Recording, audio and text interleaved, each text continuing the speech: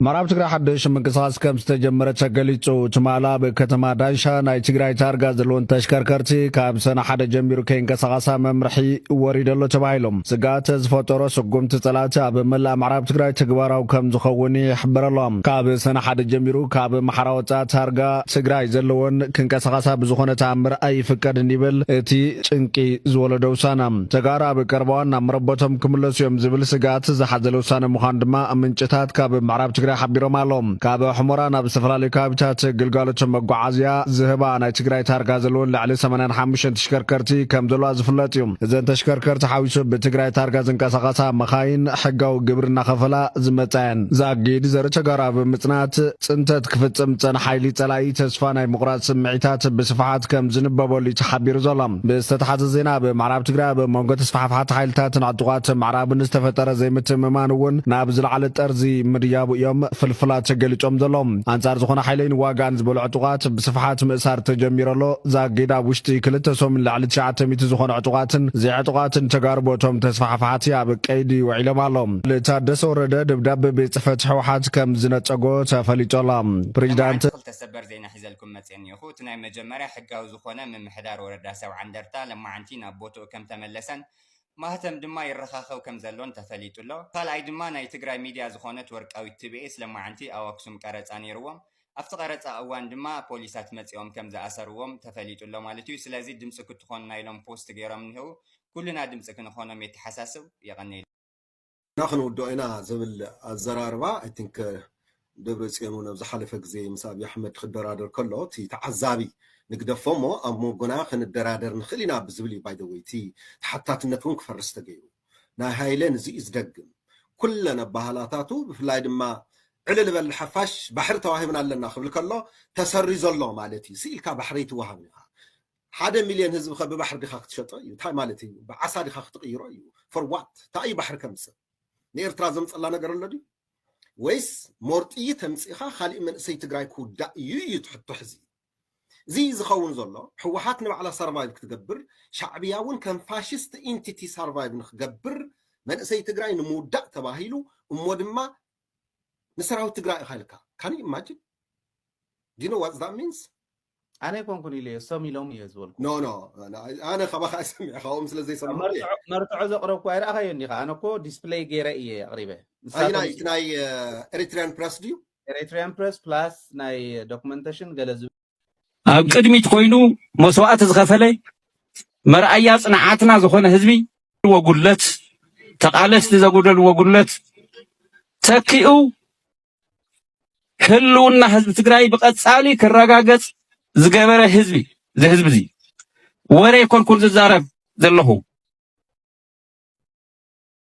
ካብ 72 ዓመተ ምህረት ጀሚሩ ኣብዚ ቦታ እዚ ምስ ህዝቢ እዚ ተጋዲለ ምስ ህዝቢ እዚ ተጋዲለ ብፍላይ 76 77 78 79 ዓመተ ምህረት ኣብ ትግራይ ዝነበረ ቃልሲ እቲ ውዕይ ንጡፍ ምንቅስቃስ ዝግበረሉ ዝነበረ ራያ ጸላእትና ዘሸበረ ጸላእትና ዘነቃነቀ ኩናታት ዝግበሩ ዝነበሩ ራያ ተጋደልቲ ጥራሕ ድዮም ተዋጊኦም ኣይኮነን ኩሉ ገባር ራያ ዕጥቂ ሒዙ ኣብ ኩለን ውግኣት ታሪክ ሰሪሑ መስዋዕቲ ከፊል እዩ መስዋዕቲ ከፊል እዩ ስንቂ ጥራሕ ኣይኮነን ዘቕብል ነይሩ ውግኣት ጥራሕ ኣይኮነን ዘግልስ ነይሩ ሞራል ጥራሕ ኣይኮነ ዝህብ ነይሩ ዓሚኑ ምስቲ ተጋዳላይ ይዝኳሻሕ ነይሩ ሓደ ሓደ እንዲያውም ተጋዳላይ ዘይከኣሎ ኣብ ከተማ እናኣተወ እቶም መርዚ ናይ ጸላእትና እናተንፈሰ እናቐተለ ናይ ጨወየ ዝወፅእ ዝነበረ ዕጡቕ ራያታይ معك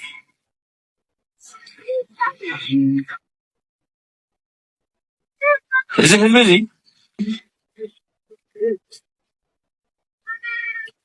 ሞተር ናይ ቃልስና እዚ ህዝቢ እዚ ናይ ትግራዋይነትና ሞተር ኩርዓት እንዲያውም በዘጋጣሚ እዚ ኣብዚ ዘለኹም ሃብታት ኣብ ዘለኹም ኣመራርሓ ከም ዕድል ክትወስድዎ ኣለኩም ምክንያቱ ናይ ብሓቂ ንጸላእትና ዕረ ዝኾነ ህዝቢ ስለ ዝኾነ የኤለን መስክና የትራምፕ ጠብ ዓለምን እያነጋገረ ነው። ኤለን ትራምፕ በአንድ አነጋጋሪ ሰነድ ላይ ስማቸው አለ ሲል ያጋራው መልእክት ከፍተኛ ውዝግብ ፈጥሯል። ኤለን መስክ ቦምቡን ላፈንዳው ጉዱን ላፍርጠው ሲል ያጋራው መልእክት ከፍተኛ መነጋገሪያ ሆኗል። ትራምፕም በይፋ የኤለንና እኔ ወዳጅነት እዚህ ጋር አብቅቷል ብለዋል። መብራህዩ ሕዚ ብትሕጋው መንገድ ተኸይናውን ካብ መረጻ ቦርድ ዝተሰረዘ ውድብ ዝኾነ ይኹን ትግራይ ዝመርሐሉ ዝውክለሉ መንገዲ ዘይብሉ ዘይተመረጸ ዝተሰረዘ ውድብ ንትግራይ ወኪሉ ጽምዶ ክፈጥር ይኽእል። ትግራይ ክውክል ሰይኽእል ባዕሉ ነቲ ዝተሰረዘ ውድብ ወኪሉ ክጻመድ የተይሉ ግን ናይ ባዕሉ ጉዳይ ጥቕሙን ሓደግኡን ጉድኣቱን ባዕሉ ይሽከሞ ማለት እዩ ትግራይ ይሽከሞ። ስለዚ ብዙ ይኽረአ ዝግበኦ ዋላ ምስ ሓራ ዝግበር እውን ከምኡ ማለት እዩ ስኡልካስ ስለ ዝኾነ ዝሕግዘካ ሰራዊት ስለ ዘለካ ድላይ ክገብር የልካ ይትዕንድር ፌደራል ስምምዕ ሰላም ፕሪቶሪያ ምፍራምና ንጄኖሳይደርነቱ አየጥፎ ጄኖሳይድ ፈጽሞ ጄኖሳይደር በስምምዕ ሰላም ፕሪቶሪያ መሰረት ጄኖሳይድ ምዝፈጸመልካ አካል ዝግበር ርክብ ይኸውን ዝግቦ ካብዚ ተሓለፈ ምን ነገር ከለ ይኽእል ሕቶታት ኣለውና በሰላማዊ መንገዲ ክንፈትሖም ኢና ኢልና ዝፈረምናዮም ሕቶታት ኣለውና ነዚኦም ክንፈትሕ እዩ ትምንቅስቃስ ክኸውን ዘሎ ካብዚ ዝሓለፈ ፍሉይ ርክብ ከለካ ይኽእል እቲ ጽምዶ ወይ ከዓ እቲ ናይ ጉጅለታት ጽምዶ ክበሃል ከዓ ብስም ህዝቢ ትግራይ ስራሕ ዘሎ ፕሮፓጋንዳ በጣም ሓደገኛ ጌጋ እዩ ሓሶት እውን መዕነዋይ እውን ህዝቢ ትግራይ ዘጥፍእ ህዝቢ ትግራይ ዘይደልዮ ህዝቢ ትግራይ ብዘይወከሎም አካላት ዝግበር ዘይሕጋዊ ኩናት ዝዕድም ናብ ጥፍዓት ዝወስድ ጽምዶ እዩ ንዙይ ከዓ ደው ከብሎ ዝኽእል ህዝቢ ትግራይ በዚህ አጋጣሚ ማለት የምፈልገው የብልጽግና አገዛዝ ምንድነው ፓርቲዎችን ብቻ መደምሰስ ተቃዋሚዎችን ብቻ ማሰር ሳይሆን የኛንም በግለሰብ ደረጃ ወጥተን የምንናገረው በኤአይ ድምጻችን ኮፒ ያደረገ አጸያፊ ንግግሮችንና ስድቦችን በእኛ መልክ በእኛ ምስል እያደረገ በእኛም ላይ እንዲህ ያለ ነገር ጀምሯልና ይሄ የሚያሳየኝ ያገዛዙ አወዳደቁ መድረሱ ነውና ይህንን ነገር ብዙ ሰዎች ልከውልኛል። እኔን ልክ እንደ የህወሓትን አመራሮች እንደምሳደብ አስመስለው አጸያፊ ነገሮችን አፌ እንዲወጣ በማድረግ የኔን ስምና የኔን ኢሜጅ ተጠቅመው የነሱ የሚፈልጉትን እየተናገሩ ነውና በዚህ አትታለሉ። ይሄ የሚያሳየው ያገዛዙ ውድቀት ነው። ማሰብ ያለባቸው አብይ አህመድ ቴክኖሎጂ በጣም ፋሲኔት የሚያደርገው ነውና የብዙዎቻችንን ድምጽ ሚሚክ እያደረጉ ብዙ ነገር ልንሰማ እንችላለን። አሳዛኙ ግን እኛም እኮ የአብይን ድምጽ ሚሚክ አድርገን ጄኖሳይድ እንደፈጸመ እንዳመነ ሴቶችን እንደደፈረ ወንጀል እንደሰራ መስራት እንችላለን እና በርከት ያሉ ሰዎች በይህንን ክሊፕ ስለላኩልኝ በዚህ አጋጣሚ ልበላችሁ። እኔ ግን ማለት የምፈልገው ለብልጽግና ዲዛይነርስ የሆነ ኤክስፔንሲቭ የሆነ ዲዛይነርን አፎርድ ስለማይደረግ ሰዎች ምንድነው የሚያደርጉት? ማርኩን እየገነጠሉ የፈለጉት ፌክ ነገር ላይ ይለጥፉታል እና በዚህ አጋጣሚ የቀረልኝ ነገር ምንድነው? ብልጽግና በዚህ ደረጃ የኔን ድምፅ ወስዶ በኤአይ ሚክሚክ አድርገው ያላልኩትን አሉ ብለው ህወሓቶችን ፎቶግራፍ አድርገው ሲሰሩ ሳይ እኔ በጣም ኤክስፔንሲቭ የሆንኩኝ የዲዛይነር ነኝ ማለት ነው። አመት ብራንድ ነኝ፣ ትልቅ ብራንድ ነኝ። ስለ ሓራ መሬት ካብ ጀነራል ወደን ጥሩ ሓድሽ ዜና ሒዘልኩም መፅኒኹ ማለት እዩ። ኩላህና ህዝቢ ትግራይ ስለ ዝምልከተና ክንሰምዖ ኣለና ማለት እዩ። ጀነራል ወደን ጥሩ ደው ኢላ ሓቲተዮ ማለት እዩ። እንታይ ዝካየድ ዘሎ ንምንታይ ዕላማ ይተደልዩ እዚ ጉዳይ እዚ ናይ ሓራ መሬት ኢሉ ኣለኹ መልሲ መሊስልና ኣሎ ማለት እዩ። ከምኡውን ናይ ሃይለ ደደቢት ደደብ ኢንድያና ናይ ስታሊን ጫቑት ዜና እናሰማዕና ክንርበሽ የብልናን ማለት እዩ። ካብ ባዕሎም ክንሰምዖ ኣለና ማለት እዩ። እዚ ጉዳይ እዚ ስለ ዝምልከተና ማለት እዩ። ኣዶ ትግራይ ድጋሚ ክትነብዕ የብላን ማለት እዩ። እዚ ጉዳይ እዚ ሰሚዕና ንመለስ ህዝቢ ትግራይ ኩሉ ፈሪሑ ስለ ዘሎ እዚ ስለ ሓራ መሬት ከመይ እዩ ዝውረ ዘሎ? ንምንታይ ዕላማ እዩ መስለካ ደጃት? እዎ ሓራ መሬት ንምንታይ ህዝቢ ክሸዓል ይኸውን እዩ? ሓራ መሬት ንምንታይ ወፂኦም ዕላማኦም بعدنا خلوا هذا مقونينا وجينا تمشينا يلو بتعمل ما فلتي هو كمان درجم كاردك هو هذا إحنا نحرم ريدو أنا المخنث هو أفسس على سنة اللي دمنا لهم بس مسواتنا مقصتنا قبلنا العدي أم لبنا تزارينا دلنا حصل هنا تودينا أفكر شوية كنت هو الذي فعل هو لك أنا كنت نحاول ندلينا وجينا نيرنا وقاتلونا فنعلت لونا فنعلت عندنا فكرة من قد سعاي له سدرسوا قاتلونا سعاي له أبي كنا ساتف كنا محاولة ندلينا أو جينا فرنسا كور حليو نحن تقرأي والتا نحاول ندلينا حيلي والتا نيتقارو تقرأي حيلي هو ندلينا له نسوق انت عم دليو سراو تشاوي ولا تبي لفوسي دوا هو ورق هنا تبي تشاوي ناي تدي تاريخ سريدو ناي تبي لف ورق ناي تبي لف محتم محداقي ناي تبي لف شوية عجابي ناي تبي لف الوسم البراري تمار بيرو هو تتعرف اللي بعد ضعف غيره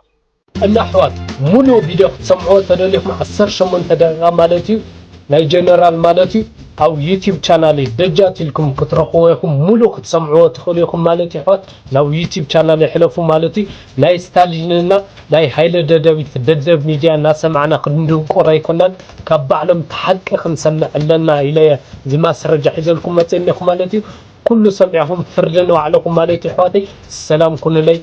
تقرأي نغرزت الدورة ده نقلت بس عند بل الجراج الدورة ده يميوات عنه ريبورتنا يدرس ريبورتنا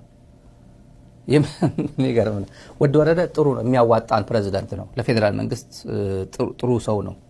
يميوات عنه يلال من دونه يميوات عن بلو لفيدرال منجست يميوات عن سو هون عجين تنوال نميلو ريبورتو عجين تنوال እና አንደኛ ከህወሓት ጋር አይዋደድም ይላል ከህወሓት ጋር አይዋደድም ከኤርትራ ጋር ግንኙነት እንዲፈጠር አይፈልግም ይላል ይሄ በነጥብ ነው ምነግራችሁ እና ከህወሓት ጋር አይዋደድም ስለዚህ ከህወሓት ጋር ጥሩ እንዲሆን አይፈልግም ይሄ ጥሩ ነው ለኛ ለፌደራል መንግስት ጥሩ ነው ከኤርትራ ጋር ግንኙነት እንዲፈጠር አይፈልግም አዝማሚያው ወደ ፌደራል መንግስት ነው የሚያደላውና ይሄ ጥሩ ነው ለኛ ጥሩ የሚያዋጣን ሰው ነው የጌታቸው አካሄድም ይደግፋል ይላል ሶስት ነጥብ የጌታቸው አካሄድም ይደግፋል በደቡብ ትግራይ ወረዳ እንደርታ ምናምን ብሎ እንደርታ በሚለው እዚ ፖለቲካ ይሄ ሰው እንደርታ የሚባል ፖለቲካ ፓርቲ አለ እዚ አካባቢ የሆነ የመከፋፈል ነገሮችም እዛ ላይ ጥሩ ነው የሱ እይታ ጥሩ ነው ይላል ትግራይን አዲ ኤርትራ ናብዛ አዋን እዚያ ሰላም የሊና አለዋ ናብነሲ አወል ናብዛ ዶብ ከኸይት ኮሎ በቀዳማይ እተና ዴታ ታብዞብ ዝነበራሲ ንዕኑ እንደንጠምተን ዕምባባ ሒዘን ሰላም ግበረልና ዝወደይ ክብላ ከለዋ እሱ ዲ አኽለና ፖለቲከኛታት ምዃን ንግደፎም እትደዓበ the biggest problem ኩሉ ኤርትራዊ ፖለቲከኛ ሆም ስለዝፍትን ይተዓበ የጸጋ ኩላትና ግን ፖለቲከኛታት ክንኮን አይከልኒና ሲቪል ንኹን መሰብ ንኹን ረራ እንተዳሊናስ አደይና አደኻንሲ ድሕሪ ዝኹሉ ዝሓለፈቶ ንዓና ናፊቃትና ንዓና ሲኢናትና ደቃሲ ኢናሲ ኣብዛ እዋን እዚኣ ምስቲ ንዝ 30 ዓመት ደም ኩናትን ደመን ዝኮነ ሕብረተሰብ ሎም ሰላም ኣወል ከም አክቲቪስት ከም ዩቲዩበር ብዓቕሙ ይፍትን ኣሎ ምስቶም አክቲቪስት ናይ ትግራይ እቶም ናይ ትግራይ አክቲቪስት ዓቕሞም ይፍትኑሎ ስለዚ ቀሊል ነገር መስልኸውን ግን እቶም አክቲቪስት ናይ ትግራይ ሒዞሞ ዘለዉ ሕብረተሰብ ይኹን ኣወል ሒዞም ዘሎ ሕብረተሰብ እንዳፎከሱ እንዳዝሓሉ እንዳተረድኦም ሰላም ጽቡቕ ምዃነ እዚ ሕብረተሰብ ዝክፈላለ ይክእልኒ ሞኒካ ሓፍተይ ንሕና ምዞም ትግራዊ ዝበሃሉ ሕብረተሰብ ክንፈላለ ኣይንኽእልኒና ኣብ ዶምና እዮም ዘለዉ ጎረባብትና እዮም ምስ ጎረቤትካ ክትበኣስ ትኽእል ኢኻ ንዘለኣለም እንዳተቃተልካ እንዳተጻልኣካ ክትነብር ኣይትኽእልን ኢኻ እዚ ፋክት እዩ ብዓለም ዶብ የካባብረካ ልዕላውነትካ ትሕሉ ግን ከም ጎረቤት ክሽቅጥን ክትልውጥን ግዴታ እዩ ብዝዓለም እዚ ኣብ ዝኾንካ ይኹን ዓለም ከየትካሲ ምስ ጎረቤትካ ዕድሜኻ ሙሉእ እንዳተዳመኻ እንዳተጻልኣካን ክትነብር ኣይትኽእልን ኢኻ ስለዚ ሕዋተይ ኣብዛ ጽምዶ እዚኣ ዓቕምኻ ክትገብር ክሰክብህ ክትምድር ሰብ ከተረድእ ትኽእል ተዳ ኮይንካ ፈትን ካብኡ ሓሊፉ ግን ዓቕሚ የብልካን ኣብዚ ግዜ እዚ ፖለቲክስ ኢዝ ፓወር ሓይሊ እንተዘይብልካ ቁጠባ እንተዘይብልካ ወል ሓንቲ ስዊልካ ትልፍልፍ ጉዕኻ እንዳበልዓኻ ሕብረተሰብ ተናቁት ተደሊኻ قال قال تصوع خاصايت ولا حنتي مونيكا تري الله خبز مونيكا صب الله دلا تخون دلا تنبر الله ግን ከም ኤርትራዊ ዜጋ በዛሎ ማር እስምጽያታ ዘላ ሓንቲ ጽብቕት ነገር ገራላ እዚኣን ሞኒካ አፕሪሺየት ግበርዋ ትፍትናላ አትሊስት ከምዛ መዓልቲ ዚያስ ኣብ ህይወትካ ሓንቲ ግዜ ወላ አፈወርቅ ዲን ዝነገራት ዝድውስኽ ደሎ ዲ ገለዲ دوسو دلو حنت بعلت خملس ندي صباح فرق دات فولتون دي خملس يصبحكو صباح تمليسو خادي كدق فايزا صمدو دحري اخا خملس يقل مس انا اقل خبلي سلازي دحاري كي تردانا ابز ماس ميدا لعل يدسقلنا يان بعلنا سبات الله تطنققو سبات اينملخ حد زفطرنا زغابير اسينا نملخون نامنون هاجر كافوتو سرايت كاف اخبر بوليتيكالي من قصاص غيركا تقالس كتقام تلاليخا تقاوم جن كتبركت عقم انت ديبلكا ግን አፍካ ተሐሚትምካ ሸንካ ትድቅስ ተወዲያ እዛ ጾም ዶዚያ ኣብ ሃገር ዘለውን ኣብ ትግራይ ዘለውን ወተሃደራት አገልግሎት ነተና ሃገሮም ዝገብሩ እንድጽዕሩን ዘለው ሰባት ይፍትኑለው እዚኦም ጥራሕያም ካኹ ገብሩ ዝኽእል ኣብ ዝደለኻ ስደተኛ ተሓጺፍካ ገጽካ ዲኻ ተደጋጋይ ተሓጸብካ ትድቅስ ክትዛረብ ዓቅም እንተ ደይብልካ ሕብረተሰብ አይተባእስ ልደቱ ኤርትራን ዲፈንድ እያደረገ ነው ወይስ በዚህ በጦርነት ምክንያት የኢትዮጵያ መንግስት ተሸንፎ የኢትዮጵያ እንደ ክልሎችም ትግራይም አማራም ኦሮሚያም እንዲሁ የመገነጣጠል ስሜት እንትን አጋጣሚ እንዳይፈጠር ነው ለኢትዮጵያ አስበው ነው ወይስ አሰብ ኤርትራ ነው ብሎ አምኖ ነው የሚሉ ጥያቄዎች አሉ ሁለት አንድ ክሊርነት የአሰብ ሉዓላዊነት የኤርትራ ሉዓላዊነት አምኖበት ነው ወይስ ስጋት በአሰብ ምክንያት ኢትዮጵያ እንዳትፈርስ ፈርቶ ነው እሱን በደንብ ክሊር አድርጋት ወል እንግዲህ በዚህ ጉዳይ ያለኝ አቋም ከረጅም ጊዜ ጀምሮ የሚታወቅ ነው እንኳንስ አይደለም አሰብ ኤርትሪያ የሚባለው ሀገርና ህዝብ በታሪክ የኢትዮጵያ አካል ነው የነበረው የታወቀ ነው ይሄ ግን ደግሞ አሁን ከ1983 በኋላ እሱ ብቻ አይደለም መጀመሪያ ከ1890ዎቹ ጀምሮ ለ60 ዓመት ኤርትሪያ ከኢትዮጵያ ተነጥላ ነበር የኢጣሊያ ቅኝ ግዛት ሆና ነበር በኋላ በጥሩ የታሪክ አጋጣሚ እንደገና ከናት ሀገሯ ከኢትዮጵያ ጋር ተቀላቀለች አንድ ሆነች ነገር ግን አያያዙ ስላላወቅንበት ፌዴሬሽኑ ሲፈርስ እንደገና ጦርነት ተነሳ ከ30 ጦርነት በኋላ ደግሞ ኤርትሪያ ከኢትዮጵያ ተገንጥላለች አሁን ኤርትሪያ ሉዓላዊ ሀገር ነች የአፍሪካ ህብረት የተባበሩት መንግስታት የሚያውቃት ሉዓላዊ ሀገር ነች አሁን ጥያቄ እየተነሳባቸው ያሉ የባህር በሮች ወይም ወደቦችም በኤርትራ ግዛት ውስጥ ያሉ ናቸው የኤርትራ ናቸው ይሄ ምንም ጥያቄ ውስጥ ሊገባ አይደለም እዚህ ላይ ክሊር መሆን አለበት ይሄ ማለት ግን ኢትዮጵያ የባህር በር ለማግኘት የሚኖራትን ጥያቄ ያስቀረዋል ማለት አይደለም ኢትዮጵያ ህጋዊ በሆነ ዲፕሎማሲያዊ በሆነ ሰላማዊ በሆነ መንገድ ፍትህ ሊሰጠኝ ይገባል 130 ሚሊዮን ህዝብ የባህር በር ተዘግቶበት ዘላለም መኖር አይችልም ስለዚህ ይሄ ችግር ሊፈታልኝ ይገባል ብላ መታገል ትችላለች አጀንዳው አድርጋ መታገል ትችላለች አጀንዳው አድርጋ ሶቨሬን ፖርት ነው እሷን ብዙ ሰው የሚምታታበት ሶቨሬን ፖርት የኔ የምትለው ፖርት ነው አክሰስ ቱ ዘ ሲ ነው ላይክ ናቫል ቤዝ ነው ፕሮፌሰር እስኬል የጻፈው አርቲክል አለ ሶስት አይነት አማራጮች አሉ ሶቨሬን የሆነ የራስ የሚለው ፖርት ነው የምትፈልገው አክሰስ ቱ ዘ ሲ ልክ እንደ ጅቡቲ እንደ አክሰስ እንደምታደርገው ነው ወይስ ናቫል ቤዝ ነገር ነው እሱንስ ምንድነው ኢትዮጵያ አክሰስ ቱ ዘ ሲ ምን ማለት ነው እንደ አንተ አረዳ አንዱ ችግር ምን መሰለህ እንደዚህ አይነት ጥያቄ ሲነሳ ሰው ቀጥታ ይወስድና ከአሰብ ጋር ያያይዘዋል አንዱ ትልቁ ስህተት ይሄ ነው ኢትዮጵያ አብዛኛዎቹ ጎረቤት አገሮች የራሳቸው መውጫና መግቢያ ባህር አላቸው በጣም ሰፋፊ የሆነ ስለዚህ ይሄን ውጤት ልናሳካ የምንችለው የግድ ከኤርትራ ጋር ነው ብሎ ጉዳዩን በቁንጽል መወሰንም ተገቢ አይደለም ሰፊ ማዕቀፍ ሰፊ